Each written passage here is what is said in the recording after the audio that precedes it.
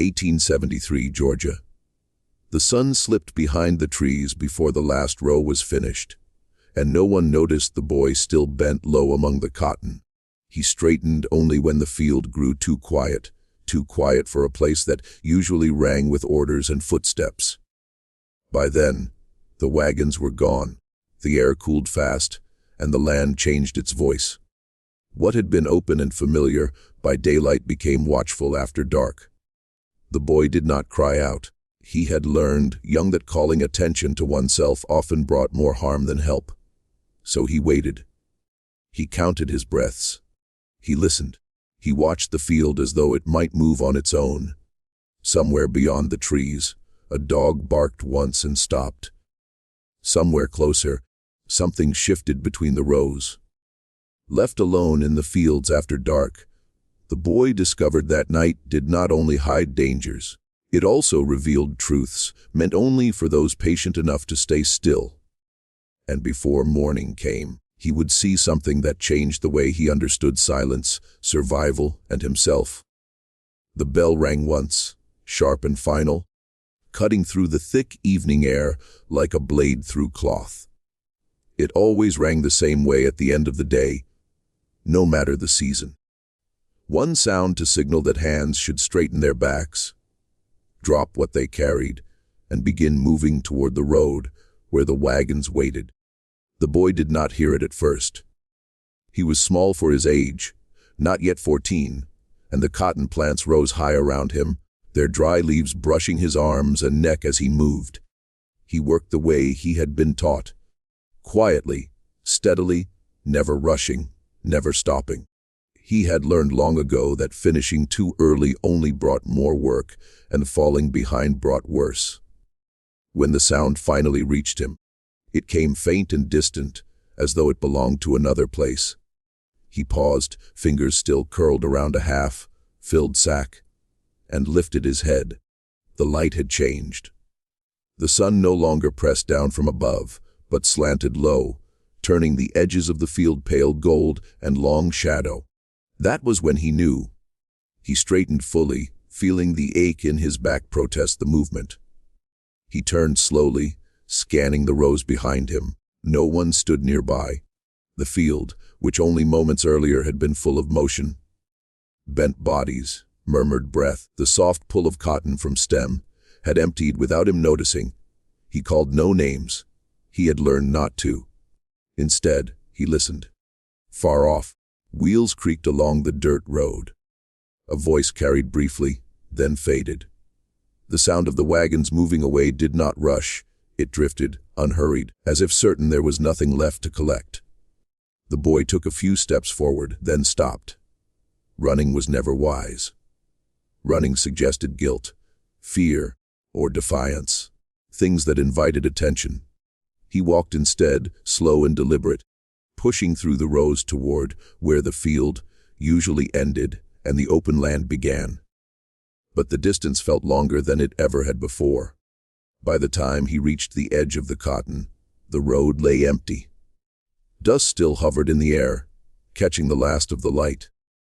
But the wagons themselves were gone. A space where they had stood felt hollow, as though something essential had been removed. He stood there, sack still slung over his shoulder, waiting for someone to notice. No one did. The boy had been forgotten before, overlooked at meals, passed by when blankets were handed out. But this was different. Being left behind in daylight could be corrected. Someone would see, someone would speak, and the mistake would be set right. But dusk carried its own rules. Once night settled, mistakes were often allowed to harden into lessons. He shifted his weight and set the sack down carefully at his feet. The cicadas had begun their steady noise, filling the spaces where human sound had been. Frogs joined them from the low ground near the trees. Together, they made a living wall of sound that pressed in on him from all sides. The field no longer felt like a place of work. It felt like a place that belonged to itself. He considered calling out then, just once. Not loud, just enough to carry. But he remembered another boy, years earlier, who had shouted across the yard, when he was sure he had been wronged. The shouting had brought people. Yes, it had also brought consequences that lasted far longer than the mistake that caused them. So the boy stayed silent. He knelt, tying the mouth of his sack with slow, careful fingers, more for the comfort of routine than necessity. His hands knew what to do even when his thoughts wavered. When he finished, he rested his palms on his knees and breathed. The sky deepened from gold to blue. The first star appeared, faint but steady. He watched it, fixing its position in his mind the way he had been taught to remember rows and counts. If morning came and questions were asked, details would matter. Time stretched. With each passing minute, the certainty grew heavier. No one was coming back. Whether through carelessness or choice, he had been left to manage the night on his own. Fear did not arrive all at once. It came in pieces. A tightening in his chest when the wind moved the cotton unexpectedly. A quickening of breath when something rustled near the tree line, a sharp awareness of how small his body felt against the wide field and darkening sky. Still, he did not panic. Panic wasted strength. He had learned patience not as a virtue, but as a necessity. You waited because moving too soon could make things worse. You waited because the world often revealed itself if you stayed still long enough. The boy drew his knees up slightly and wrapped his arms around them. He knew the land well by day, the paths worn thin by feet, the places where water gathered after rain, the direction of the road by sound alone. By night, those same things became harder to trust. Yet he observed. He noted how the insects grew louder as the light faded, how the breeze shifted direction after sunset, how the ground still held warmth beneath his bare feet. These small details grounded him, reminding him that the world had not ended simply because he had been overlooked. What unsettled him most was not the darkness itself, but the knowledge behind it. If he could be forgotten this easily, then his absence might not even be noticed until morning. And perhaps not even then. As the last trace of daylight slipped away, the boy understood something quietly, without words. Being left behind was not always an accident. Sometimes it was a test. Sometimes it was a message. And sometimes it was simply proof of how little space a child like him was allowed to take in the minds of others. Still, he remained. Alone in the field, with night closing in, the boy did not cry out. He did not run. He did not surrender to fear. He waited, because waiting, he had learned, was often the first step toward survival. Night did not fall all at once. It settled in layers, each one changing the world slightly, as though the land were being covered with a careful hand. The boy felt the first layer in the air, when the warmth held by the ground began to rise and brush against his skin. The second came with sound, when the insects grew bold enough to drown out the last distant noises of people. By the third, even familiar shapes lost their edges. He stayed where he was at first, not from fear alone, but from habit. In daylight, you moved when told. In darkness, you moved only when you had reason. The field around him had become a listening place, and he understood that survival now depended less on strength and more on attention. The boy closed his eyes briefly, not to sleep, but to sharpen his hearing. Crickets sang in steady rhythm, their sound rising and falling like breath. Frogs answered from the low ground near the creek, each croak spaced carefully, as if they too were measuring the night. From time to time, a bird called once and fell silent again, disturbed by something unseen. He began to mark these sounds in his mind, separating one from another. He learned which noises belonged to living creatures going about their usual business and which ones did not. A steady rustle caused by wind moving through dry leaves was one thing. A sudden break in that pattern, too deliberate, too close, was another. The night spoke, and it did not lie, but it required patience to understand. He shifted his weight slowly, testing the ground before committing to movement. The earth felt different without light to guide him. Small dips and ridges he had crossed 100 times by day now demanded care.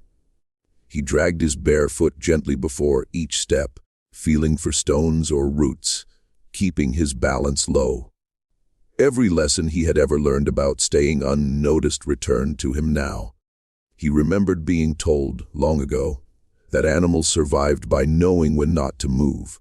He remembered watching older men in the fields who could sense an overseer's approach before the sound of boots reached them. Those men listened not just for noise, but for changes. The way the air itself seemed to tighten when someone meant trouble. The boy listened for changes. At first, the field felt large and empty. Then, slowly, it revealed itself as crowded with life. Something scurried past his ankle, light and quick, and disappeared without sound. He did not jump. He told himself it was no more dangerous than the mice that sometimes stole grain near the quarters. Fear, he knew, often exaggerated what the body could already endure. He became aware of his own breathing and worked to slow it. Fast breath made noise. Noise invited notice. He matched his breathing to the rhythm of the insects until his chest no longer felt tight. Time lost its usual shape. Without the sun to measure it, minutes stretched and folded in on themselves. Instead, he counted moments by sound. 10 cricket songs, 3 distant frog calls, a pause, another rustle. Somewhere far off a dog barked. The sound did not alarm him at first. Dogs barked often, sometimes for no reason at all. But this bark was sharp and brief, followed by silence. He waited, counting his breaths. When no answering bark came, he let the tension ease slightly. Whatever had stirred the dog had passed, or been deemed unimportant. The boy realized then that the night did not only hide things, it also carried them. Sound traveled farther, clearer, without the weight of daylight pressing it down. A careless footstep could announce itself long before the person attached to it arrived. He understood, with quiet certainty, that listening would keep him safer than sight ever could. As the hours deepened, he began to notice patterns. The frogs called more loudly near the water, but fell silent whenever something moved too close. Insects grew still for brief moments, then resumed their song as if reassured. The wind shifted direction, carrying smells with it, damp earth, crushed leaves, something faintly sweet from the trees beyond the field. Smell, too, had its language. He turned his face slightly, letting the air pass over his nose, learning to recognize what belonged and what did not. Nothing sharp reached him. Nothing heavy. That comforted him more than light ever could have. At some point, the moon rose enough to thin the darkness. The field emerged in pale fragments. Silvered leaves, the dull outline of rows, the faint curve of the land dipping toward the creek. He did not rush to move, just because he could see again. Partial sight could deceive as easily as total darkness. Instead, he combined what he heard with what he saw. The field no longer felt hostile. It felt watchful, demanding respect but not punishment. He understood that the night was not an enemy. It was a test of awareness, a place where carelessness carried a higher cost. He thought of how often he had been told to keep his eyes down, to work without looking around, to exist without noticing too much. Now, notice was all he had. The same skill that had once kept him unnoticed now kept him alive. The boy shifted again, moving a few steps toward the tree line, where the ground rose slightly and offered shelter from the wind. Each step was deliberate. Each pause was purposeful. He listened before and after every movement, making sure the night accepted his presence. By the time he reached the edge of the field, he felt something new settle inside him. Not confidence exactly, but competence. The understanding that he could learn a place even under its hardest conditions. He realized that the night had rules, just as the day did. They were not written or spoken, but they were consistent. Those who rushed were punished. Those who listened were warned. Those who waited were often allowed to pass. Alone in the dark, the boy did not conquer the night. He did something quieter and far more lasting. He learned its language. The ground began to rise gently as the boy moved closer to the trees, and with that small change came a feeling of relief he had not expected. Low places collected cold and sound. Higher ground, even by a little, felt safer. He did not know why this was so at first, only that his body responded to it before his thoughts did. He paused beneath the outermost branches, where the field loosened its grip and the trees began. Here, the night behaved differently. The wind slowed. Sounds softened. The moonlight filtered through leaves instead of laying bare the earth.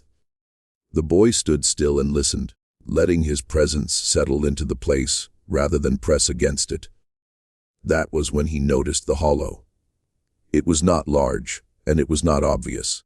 By day, it would have looked like nothing more than a shallow dip where rainwater sometimes lingered before sinking into the ground. But at night, the way shadows gathered there marked it as something separate from the rest of the land. He approached it carefully, stopping often. The earth sloped downward just enough that his feet sank slightly with each step. The air felt cooler there, and the smell of damp soil was stronger. He knelt and touched the ground with his palm. It was packed firm, not soft or muddy. This was a place that held shape. The boy did not step fully into the hollow right away. He circled it instead, slow and cautious, observing the edges. Years of working the fields had taught him that unusual places often carried stories. Some were dangerous. Some were useful. Very few were accidental. Near the base of a tree whose roots curved like ribs above the ground, he saw something that made him stop. A stone, flat and pale, rested where darker earth surrounded it. It did not belong there. Stones did not rise to the surface on their own. Someone had placed it deliberately. He crouched lower, his heartbeat steady but alert. The night had taught him to look before touching. He reached out and brushed the stone aside just enough to see beneath it. What lay below was not treasure, nor food, nor anything that would immediately change his condition. It was something smaller and quieter. A scrap of cloth, folded carefully and tied with a short piece of twine. He did not open it. Instead, he looked around again, searching for signs of disturbance. The ground nearby showed faint impressions, marks made not by animals, but by careful hands. Another stone lay a short distance away, its position mirroring the first. Then another. Understanding came slowly, like the lifting of fog. This hollow had been used before, not often, and not carelessly. The signs were subtle, meant to be overlooked by anyone not already inclined to see them. The boy realized that this place had served as a meeting point of sorts.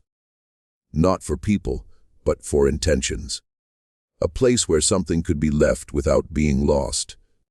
He sat back on his heels, considering what this meant. Whoever had arranged these things had trusted the land to keep them safe. They had trusted that those who needed them would know how to find them, and that those who did not would pass by without noticing. The boy felt the weight of that trust, without ever being named as its bearer. He did not touch the cloth. He did not move the stones further. He committed the arrangement to memory instead. The shape of the hollow, the position of the tree roots, the way the moonlight caught the pale stone first before revealing the others. Patience, he had learned, often mattered more than possession. As he studied the place, he noticed other details. The hollow lay just far enough from the main path to be missed by those moving quickly. From its lowest point, one could see the edge of the field but remain unseen by anyone passing along the road. Sound carried oddly here. Muted, but not swallowed. A whisper might travel upward without spreading outward. It was a clever place. The boy thought of the older men and women he had known. Those who spoke little, who seemed to notice everything while appearing to notice nothing at all. He understood now that survival had layers he had only begun to glimpse. What looked like compliance on the surface often hid planning beneath. This hollow was proof. He wondered briefly who had first chosen it, whether it had been discovered by accident or intention, whether it had been used to hide food or messages or simply hope. The contents mattered less to him than the existence of the place itself. It meant he was not the first to be alone at night. The thought steadied him. The boy shifted his position, settling near the edge of the hollow, where the ground offered both cover and a clear view of the field. He arranged his body so that he could see without being seen, hear without drawing attention. He did not place his sack inside the hollow. This place was not yet his to use. He stayed still for a long while, letting the night continue around him. The insects resumed their rhythm. The frogs called without interruption. Nothing in the land reacted to his presence, which told him he had chosen well. As he waited, he understood something important. This hollow was not a gift meant to be taken. It was knowledge meant to be carried. Knowing where it was, how it was used, and when it was safe. That was its true value. When the boy finally closed his eyes for a brief rest, he did so with the calm certainty that he had discovered something larger than shelter. He had found evidence of careful thought, passed silently from one person to another, carried not in words but in placement and restraint. In the quiet dip of the earth, beneath the watching trees, the boy did not claim what was hidden. He learned that survival often depended on recognizing what should be left untouched. The boy did not sleep deeply. He allowed his eyes to close, but his attention remained loose and listening, as though a part of him stood watch while the rest rested. When he woke fully, the night had shifted again. The moon sat higher, and its light reached farther into the hollow, revealing details he had not seen before. He did not move at once. Instead, he studied the place with the patience the night had already demanded of him. What he saw confirmed what he had only suspected earlier. The hollow was not merely a hiding place. It was a record. Near the tree roots, where the soil had been pressed flat, faint lines crossed the dirt, marks made by fingers, not tools. They were smoothed over, almost erased, but still visible if one knew how to look. They did not form letters. They formed patterns, short lines counted in groups, spaces left intentionally. A system that meant nothing to someone passing by and everything to someone taught to notice. The boy leaned closer, careful not to disturb them. He had seen similar marks before, though never all together. A knot tied a certain way on a sack. A stone turned on its side instead of lying flat. A pause in work at a particular place in the row. None of these things were spoken of. They were understood. Quiet resistance did not announce itself. It survived by remaining ordinary. As his eyes adjusted, he noticed that the stones around the hollow were not random. Each one faced the same direction, their pale sides turned toward the field, their darker backs toward the trees. The arrangement was deliberate, but modest. Anyone not looking closely would see nothing more than scattered rock. He followed the line they formed, and realized they marked more than a boundary. They indicated a path, one that could be followed by moonlight alone, if the night was clear. The boy's chest tightened, not with fear, but with recognition. This place had been shaped by intention. He understood now that resistance did not always mean refusal or confrontation. It could mean preparation. It could mean leaving something behind for someone else, trusting that patience and need would one day bring the right person to it. The scrap of cloth he had seen earlier came to his mind again. He still did not touch it. But now he understood its purpose. Cloth could carry many things: seeds, coins, a folded note for someone who could not read, but could recognize the weight of meaning in a knot. The boy thought of how little space enslaved people were allowed to claim openly, how even the smallest personal possession could be taken away without explanation. Places like this hollow were how people claimed space without being seen doing so. He sat back, folding his legs beneath him, and allowed his thoughts to move carefully through what this meant. If someone had taken the time to create this system, then someone had believed in a future where such care would matter. They had believed that someone else would come after them who could understand. That belief itself was an act of resistance. The boy felt something settle in him then. Not hope in the way stories often described it, loud and bright, but a steadier thing. The knowledge that endurance was not passive. It was active, deliberate, shaped over time. He noticed another detail he had missed before. Near the deepest part of the hollow, the soil bore signs of being pressed down repeatedly, as though someone had knelt there often. That meant this was not a place used once and forgotten. It was returned to. Return required survival. The boy's thoughts moved to the people who worked the fields by day and disappeared into their own lives by night. He wondered how many of them carried knowledge he had not yet been taught. How many watched and waited as he had learned to do tonight. He realized that silence was not emptiness. It was a container. A breeze moved through the trees, and with it came the faint scent of smoke. Old smoke, settled into clothing and hair rather than freshly burned. It reminded him of nights near the quarters, when stories were told softly, always stopping before they became dangerous. This hollow felt like one of those stories made solid. The boy leaned forward and, for the first time, allowed himself to reach out, not to take, but to trace. His finger followed one of the faint lines in the dirt, stopping before it disturbed the pattern. He committed it to memory, the way he memorized paths and faces and tones of voice. Memory was another form of resistance.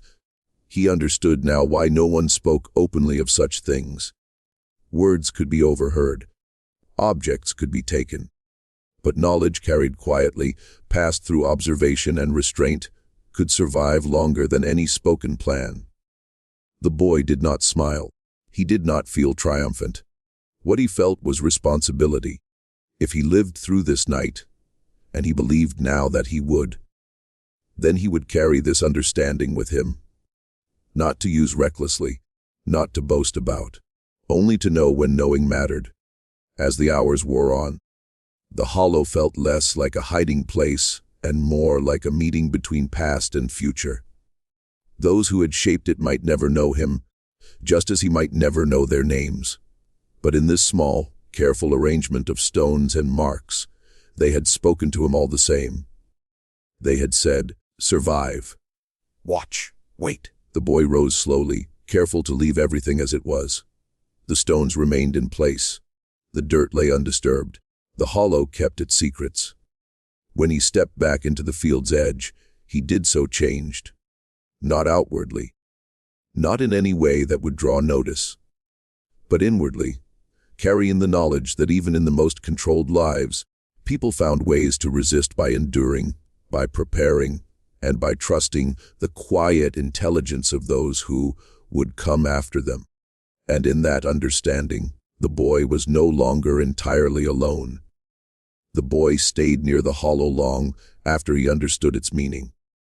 He could have reached for the cloth, could have lifted the stones and searched beneath them, could have taken something tangible to prove the night had changed him. But he did none of that. What he had learned already was more valuable than anything his hands might carry away. He had learned restraint. The impulse to act rose in him more than once. Each time, he felt it like a tightening in his arms, a quickening in his pulse. Action promised certainty. Action promised relief from the waiting. But he had lived long enough to know that certainty often brought consequences that patience avoided. So he listened instead. He settled himself at the edge of the hollow where the earth met the field, keeping his body low and his outline broken by shadow. From here, he could hear both the quiet interior of the trees and the open breathing of the land beyond. He did not position himself for comfort. He positioned himself for awareness. The night, now well settled, continued its slow conversations. Insects shifted their rhythm as the air cooled further. Somewhere near the creek, water moved against stone with a sound that repeated itself over and over, steady and untroubled. That steadiness calmed him more than silence would have. He listened for human sounds most of all. Footsteps carried differently than animals. They lacked the irregular pauses of a creature that moved by instinct. A person's step held in tension, even when careful. The boy focused on those differences, letting his mind separate one pattern from another. Once, he thought he heard something. A faint crunch, out of place among the softer noises. His muscles tensed, ready to pull him deeper into the hollow if needed. But he did not move. He waited, counting breaths, listening for repetition. Nothing followed. He let the tension drain slowly, refusing to punish himself for caution. False alarms, he knew, were part of learning. Acting too quickly on them was where danger lay. The boy thought again of the people who had shaped this place. They had not rushed. They had not left clear signs that demanded immediate attention. Everything here had been designed to reward observation rather than impulse. He understood then that patience was not simply waiting for something to happen. It was choosing not to act when action was possible. As the night deepened, he allowed his thoughts to turn inward. He considered what it meant to know something and not use it. In the world he lived in, knowledge was often taken from him, his name shortened, his age ignored, his understanding dismissed. Here, in this hollow, knowledge had been offered freely but required discipline to keep. That discipline felt heavy, but it also felt steady. He shifted slightly, adjusting his position to relieve the strain in his legs. Each movement was slow, deliberate, tested by listening before and after. He had become careful not just about what he did, but when he did it. Time passed in fragments. The moon climbed higher. The air cooled enough that he drew his arms closer to his body. Still, he did not leave. Leaving too soon would waste what the night had taught him. At some point, distant voices reached him. Low, indistinct, carried by the air rather than directed at him. He could not make out words, but he recognized the cadence of adults speaking without urgency. It meant people were awake somewhere, that the world beyond the field continued without him. The boy did not call out. Calling out would end the night's lesson. It would collapse everything he had learned back into the ordinary order of things, where mistakes were corrected loudly and survival depended on obedience alone. He stayed silent and listened harder. The voices faded. The land resumed its quiet patterns. He felt a strange sense of balance settle in him, as though he were standing between two worlds. One governed by command and punishment, the other by observation and choice. He thought of all the times he had been told to act without thinking, to move when ordered, to stop when commanded. Here, no one gave instructions. The night did not demand obedience. It demanded attention. That realization stayed with him. The boy understood now that not every opportunity should be seized. Some were meant to be held lightly, examined from all sides, and left untouched until the right moment arrived. When his eyelids grew heavy again, he did not fight it entirely. He allowed himself short rest, waking often, checking his surroundings before letting his eyes close again. Each time he woke, the hollow remained unchanged. The stones stayed where they were. The cloth remained hidden. That constancy reassured him. It meant his restraint had preserved something larger than himself. By the time the sky began to thin at its edges, hinting at the approach of dawn, the boy felt different. Not braver, not stronger, but steadier. He had passed a test no one had set for him and learned a lesson no one could take away. Listening instead of acting had kept him safe. It had taught him when silence was protection and when stillness was strength. As the first pale light touched the tops of the trees, the boy rose carefully and stepped away from the hollow. He left no mark of his presence behind. The place returned to its quiet waiting, ready for whoever might come next. The boy carried nothing with him from that night. No object, no proof. But he carried something far more enduring, the understanding that survival often depended not on what one did, but on what one chose not to do. And that knowledge would shape every step he took from that moment forward. Dawn did not announce itself with certainty. It arrived the way most changes did in the boy's life. Quietly, without asking permission. The darkness loosened its hold a little at a time, thinning at the edges until shapes returned without clarity. The trees emerged first, their outlines dark against a sky turning pale. Then the field followed, row by row, as if waking reluctantly. The boy stood at the edge of the hollow and watched the night withdraw. He did not hurry back into the open. Morning could be as dangerous as night if one moved too soon.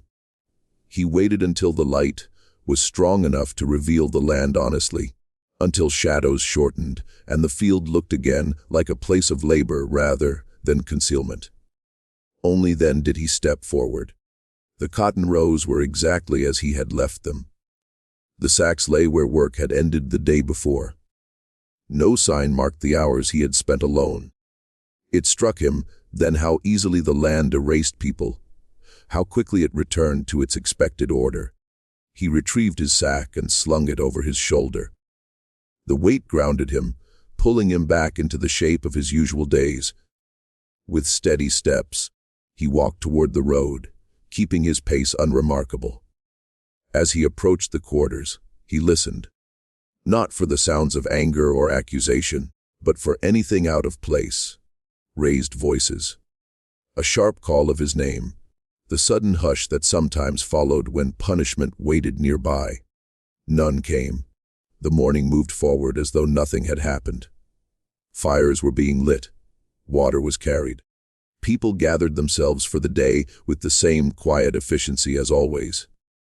The overseer stood near the edge of the yard, hands clasped behind his back, eyes scanning without focus.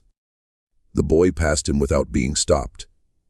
That was when understanding settled fully in him.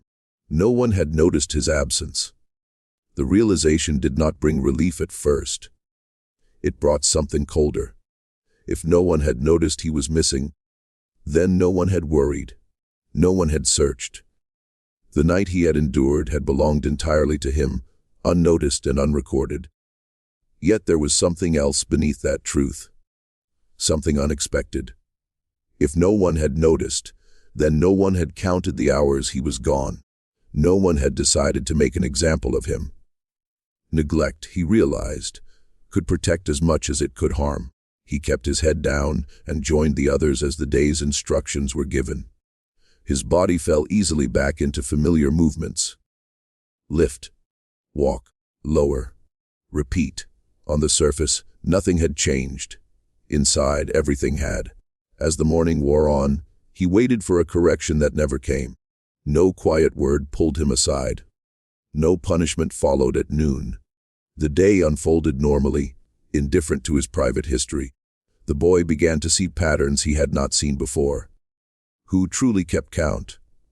Who watched the field and who merely pretended to? Which mistakes were corrected and which were allowed to pass unnoticed? He noticed that attention was selective. Some people were always watched. Others were rarely remembered. The boy understood now where he stood among them. That knowledge did not shame him. It clarified things. Being unseen meant danger, yes, but it also meant space. Space to observe, space to remember, space to learn without interference. As the sun climbed higher, he replayed the night in his mind, not with fear, but with careful distance. He examined each choice he had made, each pause, each decision not to act. The outcome spoke for itself. He was standing here now unmarked. At midday, he drank water beside others who spoke quietly about ordinary things. No one asked where he had been. No one mentioned the unfinished rows. The boy listened, nodding when expected, offering nothing that might invite scrutiny. Silence, he had learned, was safest when it blended. In the afternoon, he worked near the edge of the field again. From that position, he could see the trees, where the hollow lay hidden beyond sight. No sign betrayed it. The land kept its secret well. He felt a brief urge to look longer, to acknowledge the place that had held him. But he resisted. Looking too often could be noticed. Attachment could be traced. Instead, he worked. What struck him most as the day wore on was how easily life resumed its rhythm. The night had felt long, heavy with meaning. The day treated it as nothing at all. That contrast taught him something essential. Survival did not always announce itself with change. Sometimes it was measured by what remained the same. When evening came again, the boy noticed the bell more carefully than before. He stopped his work early enough to be certain of his place among the others. He did not linger. He did not rush. He positioned himself where being counted was unavoidable. The wagons filled. The bell rang. The day ended. This time he left with the rest. As the field disappeared behind him, the boy carried a new understanding. Punishment did not always follow danger. Sometimes the world failed to notice altogether. And in that failure, there was a narrow space where endurance could grow. He understood now that survival was not only about avoiding harm. It was about learning where harm was least likely to look. That night, as he lay down among others, he did not speak of what had happened. There was no need. The lesson had already settled into him, quiet and firm.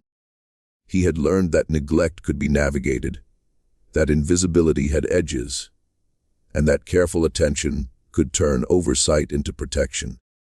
Morning had come without punishment, and in that absence, the boy found something rare, a measure of control over how he moved through a world that rarely accounted for him at all.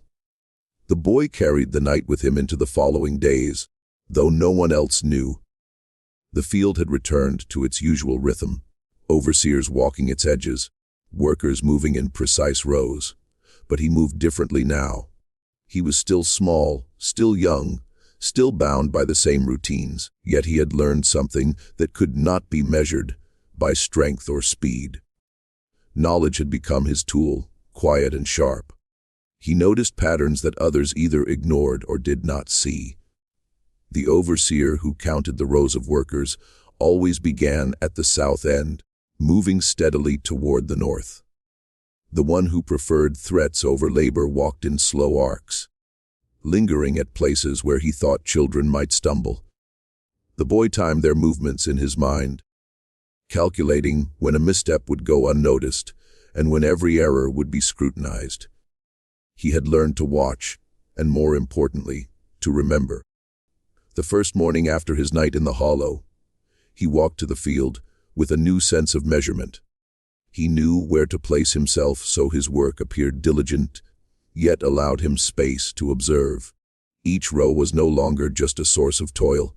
It became a map. He tracked who moved where, who noticed what, and how long it took for each overseer to react to a mistake. Every subtle motion told him something. Every glance, every pause was a signal. At first, it was small things. He learned which routes through the field were less observed, where leaves hid footprints, and how long it took for the dogs to react when someone crossed the edge of the rows. He noticed that some workers moved with practiced care, avoiding the watchful eyes, while others walked without thought, their errors immediately corrected. Each detail added to his mental record. He began to use this knowledge in ways that required neither speed nor confrontation. If a task was difficult or dangerous, he found the moments where he could slow his pace, adjust his position, or take a breath without drawing attention. The night had taught him that action could be deferred. Observation, however, was immediate and always available. By studying the patterns of the day, he could move with the field rather than against it. The boy also began to notice the hidden risks in routine. Every day, orders were repeated, voices echoed, and mistakes became visible before they happened, if one paid enough attention. He recognized that endurance was not a matter of brute strength but of subtlety. Waiting, watching, and measuring were as important as picking cotton or carrying sacks. He had learned the language of the field as he had learned the language of the night. Even his interactions with other children changed. He did not boast, nor did he speak of his discoveries. Instead, he quietly noted who shared knowledge without asking for recognition, who could be trusted to follow subtle instructions, and who made careless mistakes. He recognized small gestures, a nod, a pause, a glance toward a hiding spot. These signals became his guides. In that way, he could work alongside others while remaining informed, never exposing the depth of what he had learned. The most important lesson he carried was patience. In the hollow, he had waited and learned, resisting the urge to act. In the field, he applied the same principle. He did not correct others, nor did he take risks unnecessarily. He moved carefully, taking opportunities only when they aligned perfectly with the patterns he had observed. Sometimes, that meant waiting a full day, or even longer, to make a choice. Waiting was not weakness. It was a quiet form of power. He also began to use what he learned to protect himself. When a task seemed too likely to invite reprimand, he adjusted his position, timed his movements, or altered the order in which he worked. He learned to anticipate danger and sidestep it without ever announcing his intentions. The same skills that had allowed him to survive a night alone now let him navigate the constant attention of the overseers. Each careful choice reinforced his understanding. Survival was about presence and perception, not resistance in the form of confrontation. Even the smallest victories mattered. By noticing patterns, he could finish a row of cotton more efficiently without being punished, or avoid a particularly watchful overseer's gaze when he needed a moment to adjust his footing. Each small success reinforced the idea that intelligence and observation were as powerful as any tool handed to him. By the end of the week, the boy understood that the field itself had become an extension of the hollow. The lines in the dirt, the stones marking paths, and even the positioning of the overseers became part of a network he could read and respond to. He moved as though he were invisible, yet he was fully present. Nothing escaped his notice, and nothing was wasted. Most importantly, he had learned to carry this knowledge quietly. He did not act to boast, nor did he manipulate others. He used what he learned only to maintain safety, endurance, and understanding. The night had taught him that the smallest action could carry consequences far beyond the moment. Daylight, he realized, was no different. By the time the sun dipped again and evening approached, he had already begun to anticipate the patterns of the night. The field had prepared him, and now he prepared himself, carrying the lessons forward. Every step, every glance, every pause was deliberate. The boy moved as one who had seen beyond the ordinary, who had learned that survival depended on understanding first, acting second. In this way, he began to transform the ordinary routines of life into a quiet mastery. He used what he had learned not for rebellion, not for gain, but for endurance, observation, and careful calculation. In doing so, he became something few noticed, a young mind quietly shaping its place in a world that rarely allowed children to matter. The knowledge of patterns, observation, and restraint had become his guide. It gave him freedom within constraint, power within limitation. And though nothing in his outward life had changed, he remained small, enslaved, and subject to command. Inside, he moved with a clarity, intelligence, and patience that no overseer could ever take from him. By learning to use what he knew, he had turned his endurance into strategy, his silence into strength, and his observation into survival. And in the quiet work of every day, he became more than just a child in the fields. He became a mind capable of navigating a world that had tried to leave him unseen. The days followed each other in their relentless, measured rhythm. The sun rose over the fields and touched the cotton leaves with a pale gold light before climbing high enough to make the sweat on every worker's brow shine like small mirrors. The overseers moved along the rows, their eyes sharp, voices clipped, hands never idle. The boy moved with them, a part of the endless motion, but something had shifted inside him that no one could see. He carried the hollow, the night, the marks in the dirt, and the quiet lessons of observation wherever he went. They were weightless in his hands but heavy in his mind, a lattice of understanding that allowed him to move through the field with a kind of unseen clarity. He knew when to bend, when to pause, when to straighten. He understood patterns of sound, smell, and sight that others ignored. These were his companions, quiet and constant. Work became both familiar and strange. The labor itself was unchanged, picking cotton, carrying sacks, lining up for inspection. But the boy saw it differently. Each action had consequence and meaning beyond what others noticed. A misplaced foot could draw the ire of an overseer. A hurried movement could betray inattention. But within the careful rhythm, he could maneuver almost invisibly. His small victories were imperceptible yet profound. He could bend, lift, and move without being marked, without causing pause, without drawing notice. In these victories, he felt a quiet triumph, private and unspoken. He also noticed the smallest patterns of human behavior. The way someone's hand trembled when they feared punishment, the slight hesitation before an order was given, the silent agreements and unspoken understandings between workers who had endured together for years. These were the subtle signs of endurance, of patience, of quiet resistance. The boy read them all with the same patience he had learned from the night. He understood that knowledge could be as protective as any wall or lock. That understanding could carry someone through danger unseen. The hollow itself remained vivid in his memory. He could close his eyes and see the slope of the land, the curve of the tree roots, the pale stones carefully placed as markers. He could see the faint lines in the dirt and remember the careful folds of cloth. Though he had touched nothing, he could trace everything in his mind, as if his memory were a second set of eyes. That memory became a companion, guiding his decisions, shaping his steps, and giving him a sense of place that extended beyond what the overseers controlled.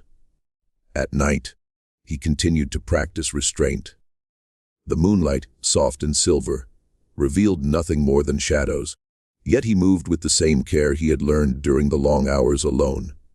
He listened to the sounds of the land, crickets, frogs, the wind through the cotton, and noticed how they shifted with the presence of other people. The night no longer terrified him. It spoke in patterns, in rhythm, and he understood it as clearly as any overseer might understand the counting of rows or the measure of work completed. Even the fear that had once gripped him in the darkness now had a purpose.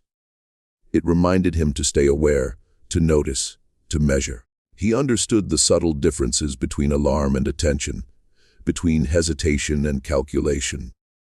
The field, the hollow, and the night had taught him that survival required not just endurance, but precise understanding. A mind that could anticipate, observe, and respond without unnecessary action. He began to notice how he was changing inside. A quiet confidence had settled over him. Not the loud confidence of boasting, but the steady certainty that knowledge and patience could carry him farther than speed or strength. He could endure the overseer's eyes without flinching.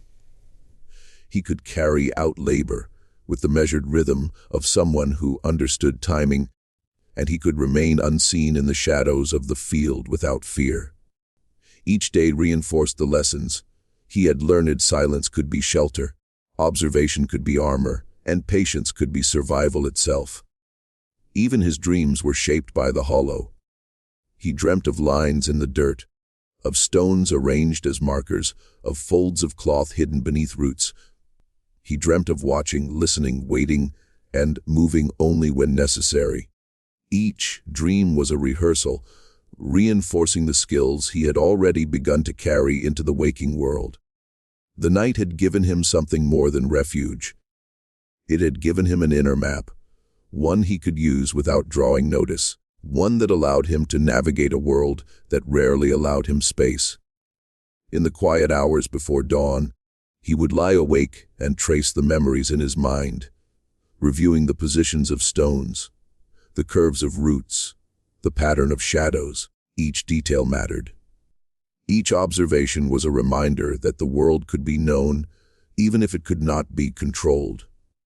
In this inner world, he could measure risk, calculate safety, and understand consequences in a way that no one else could. By the time the first light of morning brushed the cotton with pale warmth, he was ready again. He moved among the other workers with precision, blending into the rhythm of the field while carrying within him the map of survival, memory, and quiet intelligence. Nothing about his outward life had changed. He was still small, still young, still bound to the labor he could not refuse. But everything inside him had shifted. He carried the night in his mind, the hollow in his memory, the lessons of restraint and observation as permanent companions. And in that inner world, he was not small. He was not powerless.